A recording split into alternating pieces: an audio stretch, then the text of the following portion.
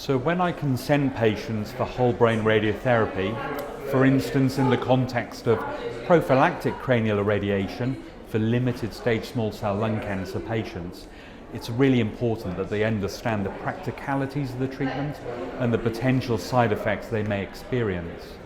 Probably one of the most important factors to explain is the way in which the radiotherapy is actually delivered. And what's important whenever you deliver radiotherapy, that the patient's in a reproducible position to ensure that the radiotherapy is treating the right area of that body. And so when it comes to whole brain, the patient needs to wear a shell, and some patients can find that particularly troublesome if they suffer with claustrophobia.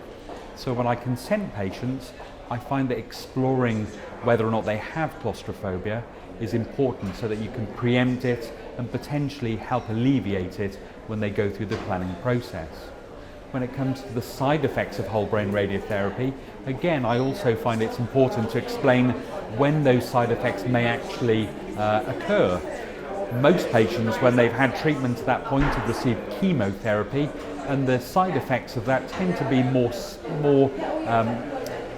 consistent, having been directly after they've had the drug treatment. With whole brain radiotherapy, some of the side effects tend to be more protracted and delayed, particularly the fatigue. So warning patients of that is very important in my opinion.